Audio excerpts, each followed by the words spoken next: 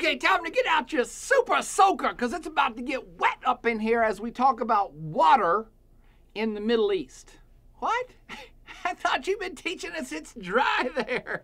Yes, I have spent some time now schooling you about the Sahara and the arid and semi-arid awesomeness that is the vast majority of the Middle East.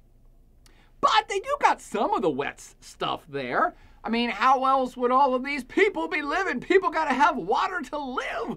And there are a lot of peeps in the Middle East. 400 to 500 million folks habitate in the greater Middle East. That's a lot. That's 500 million humans. And that number is growing, my friends. Important food for thought when we're thinking about water, because you need it. So what wets the whistles of peeps in the Middle East? Well, for starters, this thing called aquifers are quite important. Aquifers are awesome for the Middle East. What's an aquifer? An aquifer is an underground layer, emphasis on underground, not at the surface, not streams or lakes or ponds, underground layer of water-bearing permeable rock or unconsolidated materials like gravel that can hold water, from whence groundwater can be extracted using this awesome thing called a well. That's right. You stick a pipe in the ground and water comes up. That's a well. And when we often think of the Middle East, we think they stick a pipe in the ground and oh, shoots up and everybody's rich. Well, that could be the case in many parts of the Middle East. We'll get to that later. But you stick a pipe in the ground and water comes up, you've hit an aquifer, and that's quite important because you need water to survive. Aquifers abound way more than one would think given the overall aridity of the Middle East, and they've affected human history and human settlement in even bigger ways, meaning most of the settlements, which I started as towns and villages, and most of those settlements that grew into major cities, major metropolitan areas in today's world, in the Arabian Peninsula and across the greater region, indeed originally were located precisely near or on a well, which was precisely on or near a major aquifer. Just one little town of note that started as a place where water could be had and people would come and congregate and then live, and it grew, was this little town called Mecca. That's right. Mecca was built on an aquifer, and it's a fairly renowned town. It's one of the most, if not the most important and holiest cities of Islam. So aquifers, wells, underground water have affected the settlement pattern all across this region forever and even into today. And many of these aquifers actually cross political boundaries. Aquifers are geologic features. They don't care about human-made political lines, so they sometimes span across 1 or 2 or 5 different states. And that's important because water is going to be crucial in the future of the Middle East. I'm going to point out just a few aquifers of note, just a few. There are many more, but just a few that might come up in the news in your lifetime. The first one is the Wasiya Bayad aquifer in Saudi Arabia. Actually, it spans Saudi Arabia and southern Iraq. And it's a huge aquifer. It's so big there's a north side of it and a south side of it. And it's mostly used by the Saudis right now to irrigate the desert for agriculture. Awesome! This is part of the Saudi economic diversification plan. We're going to make the desert bloom and grow food and be all sorts of diverse. And that's a fantastic plan. I mean, what's wrong with growing food?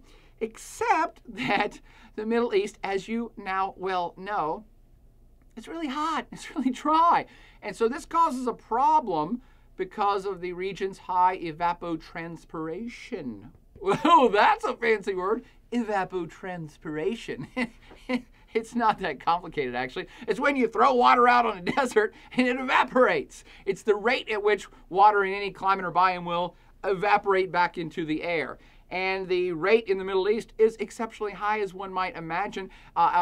Many days of sun are really hot days, really high temperatures, really dry air, really dry winds. So evapotranspiration is really high in the Middle East. So you throw all that water out that you pumped out of your aquifer and you grow your corn or your cotton or whatever, but you cannot do it for very long because those high rates mean you have to keep pumping water every year, like a lot of it. So you're you're depleting your aquifer. But worse than that, you're actually starting to concentrate. Because of the high rate, it concentrates salts and other things in the soil. They become salinated, which means there's too much salt in them, which means the soil becomes unusable or completely useless after a period of time.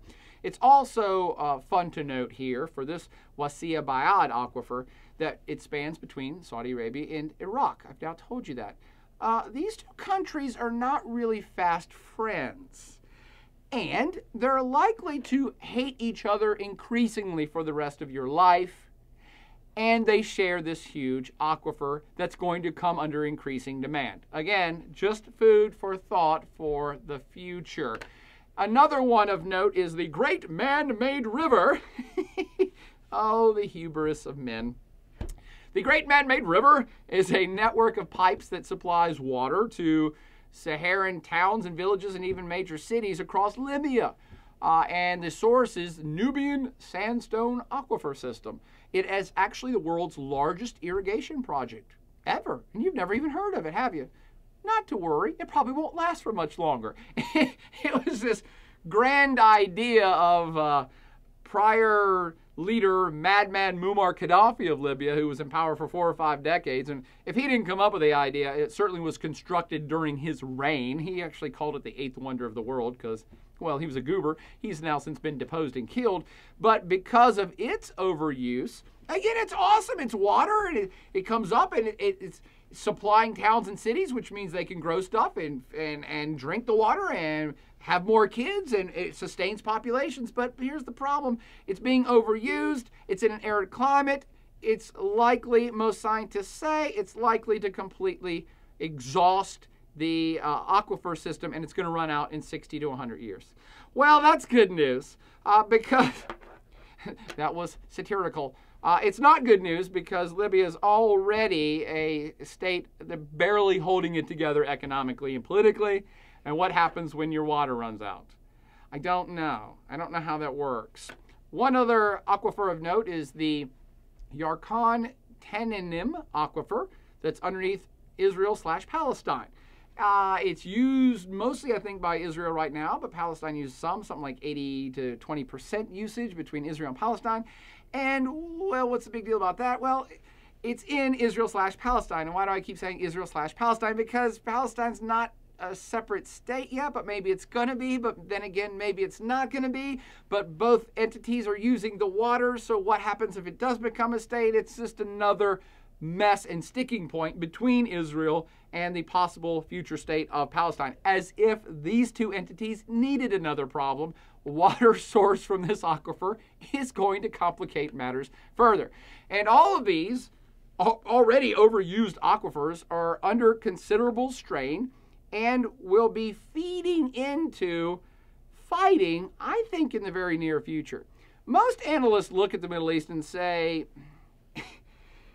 it's not a very bright forecast because you've got population increasing. In virtually every state of the Middle East, population is growing. It's growing, and in some places, growing fast. These aquifers are being perhaps overused already.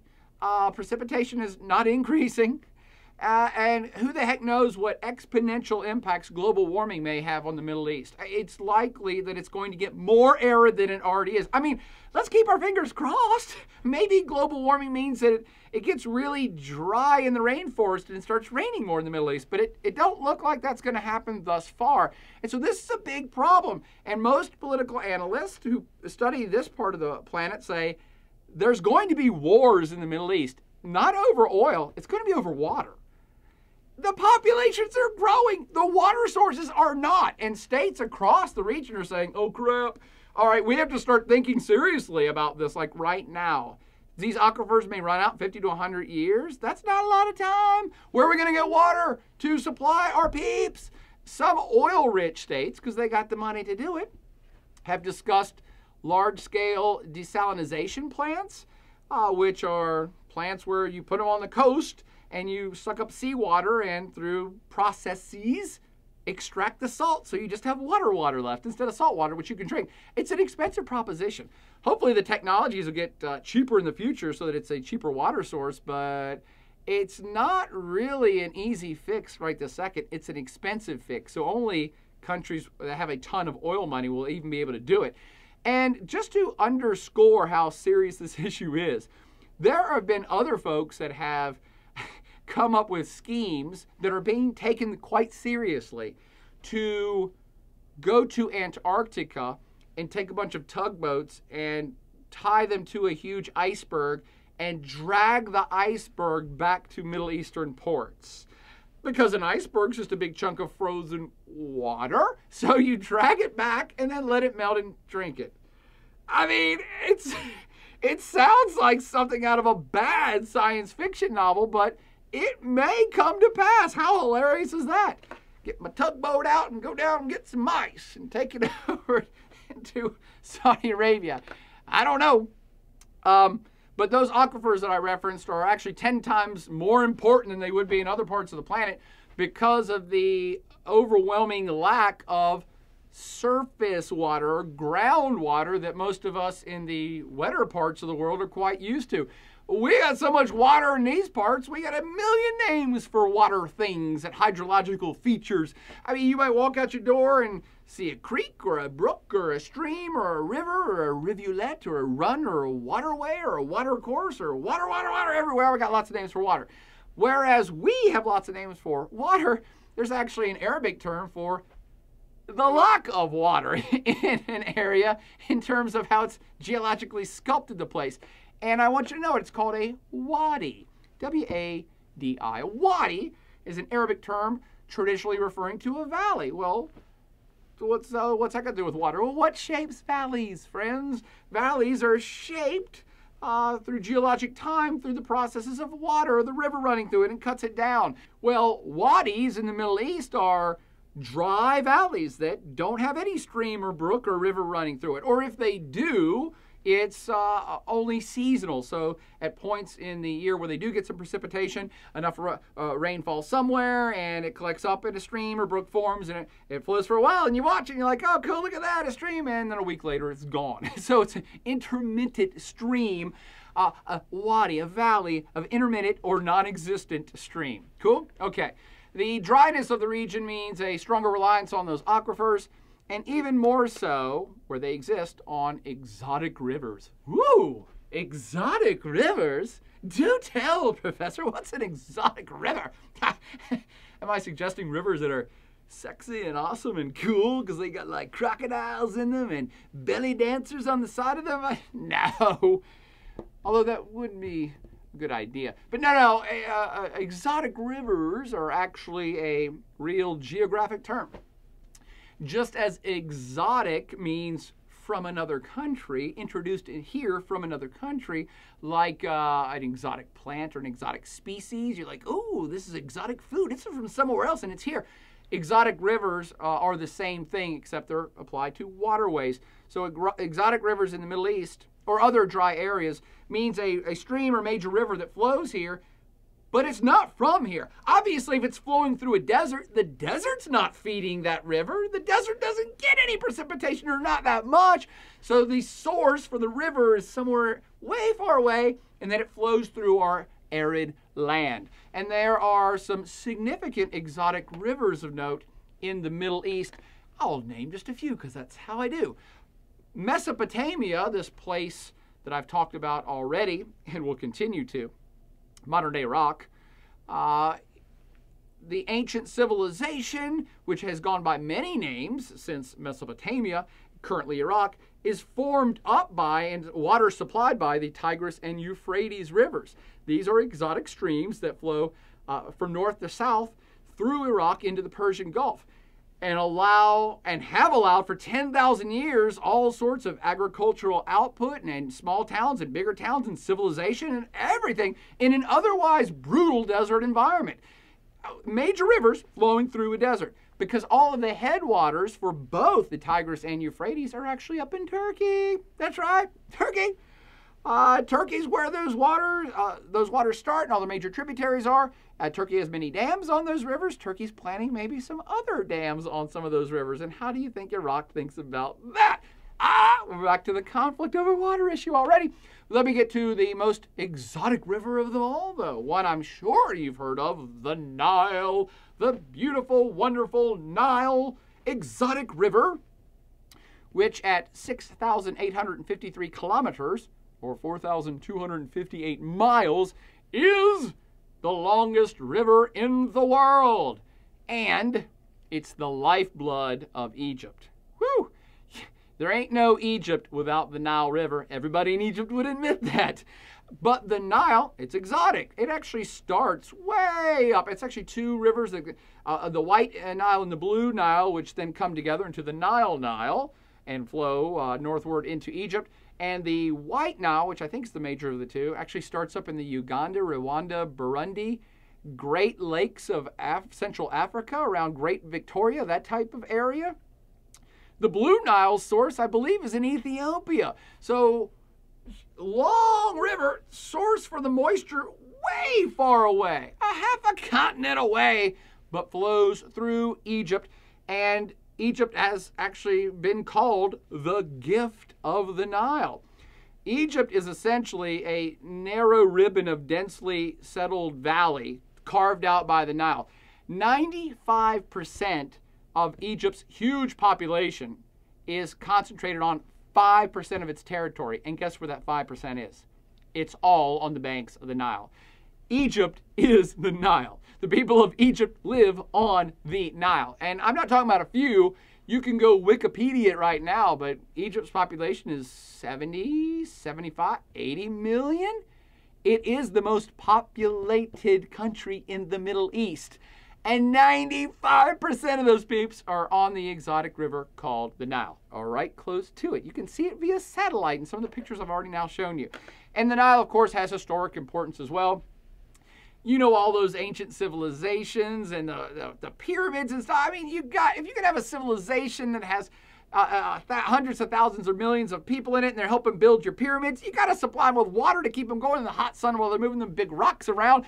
And so you got the ancient civilizations of Egypt based on the Nile, and the mummies, because they got mummies and those pyramids, and Moses, Moses, a historic figure, was found floating on the Nile, adopted by the Pharaoh's family and raised until he then led the Jews out of Egypt from the Nile to what's going to be called Israel down the road. And maybe you know the rest of the story. But speaking of that story, let's go from the Nile to the other exotic river that Moses took those people to, and that's the Jordan River. Now, the Jordan is nowhere near the epic scale of the Nile or of even great water supply of the Tigris or Euphrates, but it is quite significant. Running from north to south through the Sea of Galilee, a hydrologic feature I bet some of you know, and it ends in the Dead Sea, another feature I bet you've heard of. This river has serious significance to Jews, to Judaism and Christianity, as the site where the Israelites crossed into the Promised Land. Remember the Moses guy from the Nile? And it's also important for Christians because the Jordan River is where Jesus of Nazareth was baptized by John the Baptist. So really a big deal. Perhaps more important for its historic context in these major world religions. But the Jordan River, albeit not that huge, does create an international border between Israel and Palestine, and Jordan. The country Jordan is named for the river Jordan, and actually the same river separates, it's the international boundary between Israel and Syria. And if you don't think that rivers and stuff are important for history, dig this. It was Syria actually sucking off some of the waters of the Jordan River, which infuriated Israel, who laid claim to the usage of the river, and was one of the reasons that you had the 1967 6 Days War between Israel and all of the surrounding countries. Water of this Jordan River caused an international conflict, the repercussions of which can still be felt to this day. Namely, Israel grabbed a little piece of Syria called the Golan Heights. That's right there on the Jordan River, and a host of other things that we'll talk about way down the road during this lecture on the Middle East. Now, all of these water sources are going to be soon called into question of ownership just like that Jordan River one. And who's going to control them in the coming decades as the population swells, as global warming kicks in more, as it gets drier, as those aquifers get depleted. Given the current aridity of the region, coupled with climate change, population growth, all the rest of it, watch out. There's going to be a lot of people getting hot under the collar in this region, pun intended. You're going to see so many geopolitical battles break out over water that there are so many hot potatoes that once one gets lit, there ain't going to be enough water to douse the flames in the Middle Eastern soon coming conflict over water. The water wars are coming soon to a theater near you, and that theater of war would be probably in the Middle East. Now, while water is critical to life, and as I pointed out, affects the population density and settlement patterns and past conflicts and future conflicts in the Middle East, this whole section of lecture up to this point was supposed to be how the Middle East is all dry. And it is mostly desert. And they really don't have a lot of ground sources of water outside those big three exotic rivers I just pointed out. But I want to end not with water that you drink, that's going to be important because people need it, but water features of another sort that actually have major repercussions within the region and even bigger ones globally. What am I talking about? If it's not water you drink, what are the waters of great consequence in the Middle East? Water transportation routes. That's it, my friends. This is a huge deal in the Middle East. And it's all an accident of geography. There's a whole bunch of named hydrologic or water features or bodies of water that are crucial to international trade and international flows of energy, mostly oil, but there are almost all of the strategic ones located within the Middle East. And these areas of special note, of special strategic consequence, are referred to as choke points. What? Choke point? Choke point! It's the international symbol for choking. Choke point! What is a choke point when we're talking about waterways? It's a narrowing. A choke point specifically is a narrowing that reduces the flow of water or the amount of water through a channel, or a narrow passage between two larger bodies of water where shipping and people flow through. A bottleneck, as it were. Now, you can use the term for both land and sea. You could have a geographical land feature that's a choke point, such as a narrow valley or a narrow ridge, and we're thinking mostly of military consequences here. If you're trying to invade a place, like Afghanistan, or get around a small mountain bend and it's only one road and you have a bunch of soldiers, a bunch of troops and tanks, and everybody has to go single file. It's a narrowing, it's a bottleneck, so everybody has to go single file through that. Why is that a choke point? Because that situation allows a small number of armed people to stand in your way and shoot at all of your incoming soldiers one at a time. It allows a small group of people to strategically hold or choke off an area from being invaded or any movement going back and forth through it. In other words, the chokes in the choke points of the world, and the water ones in particular that we're going to get to now, just a few people can hold off a much larger army or invading force or traffic, be it cars or ships. And so a small number of people can make a power play in a choke point, disrupting heavy traffic, doing piracy, doing military missions, international sabotage. Any number of these things can cause complete chaos in a choke point, and it doesn't take that many people to pull it off. Or many ships to defend it, or many ships to stop it, or many ships to start it. You see where I'm going with this. Now, the Middle East doesn't have all of the major choke points on planet Earth. Outside of the region, you may have heard of some, namely the Panama Canal. It's a pretty important point. A lot of traffic flows through there, very narrow. The Strait of Gibraltar, getting into the Mediterranean Sea.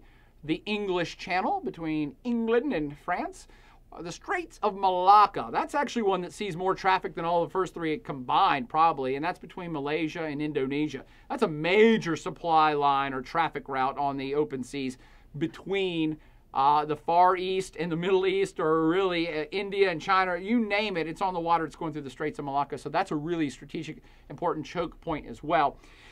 But we're talking about the Middle East now. There are more, perhaps even more important ones within this single region called the Middle East. Namely, the Bab el-Mandeb passage from the Arabian Sea to the Red Sea, or vice versa, depending on which way you're going, is between Yemen and Eritrea and Djibouti over on the African coast. The Suez Canal in Egypt and the Sumed Pipeline, which both connect the Red Sea to the Mediterranean Sea. And I'll give you one guess what goes through the Sumed Pipeline there near the Suez Canal. Then there's the Turkish Straits, and the Turks control two of these major choke points. Both the Dardanelles and the Bosporus Straits link the Black Sea to the Mediterranean. And who knows how many ships and how much oil flows from the Caspian through Russia, through the Black Sea, and out through these two strategic waterways to the rest of the world. Finally, the Hormuz Straits, Straits of Hormuz, between Oman and Iran, at the entrance to the Persian Gulf. And if you know no other bodies of water for the rest of your life, please know the Persian Gulf. The Red Sea is not a bad one either, so is the Arabian Sea, but the Persian Gulf is quite important because the Straits of Hormuz are easily the most vital choke point on planet Earth. All these choke points in the Middle East I've now named have somewhere between 20,000 to 50,000 vessels flow through them yearly. Yearly? The lower traffic ones have 20,000. Straits of Hormuz probably has over 50,000 ships that flow through it yearly. Maybe half the world's daily oil needs flows through one or something more than one of these four choke points in the Middle East. Straits of Hormuz alone is something like 17 million gallons a day. It's an astronomical number. It's hard for us to even grasp how much oil flows through this much space on a daily basis. That's right, I just said oil. This region got a bunch of oil and a bunch of choke points that oil goes through every single day. No wonder it's so vital to the world economy, this region is, and always has the attention of the globe. If anything happens to any one of these choke points, particularly the Straits of Hormuz, if Iran got a wild hair up its butt and decided to put some mines in the Straits of Hormuz, in 1 millisecond, that will affect world oil prices. They'll go up in 1 second. If there was any fight that breaks out in the Persian Gulf and it obstructs the Straits of Hormuz, where millions and millions and millions of gallons of oil goes through every day, that second the world economy is in trouble. Choke point. Choke point. Get it? So now that we're talking about oil and choke points and all these other things, it's about time to get rude and start talking about that crude. So let's wrap up the physical world of the Middle East in one more closing section where we talk about some thoughts of how the human world has been shaped by the physical world, and then we'll get to pumping that petrol.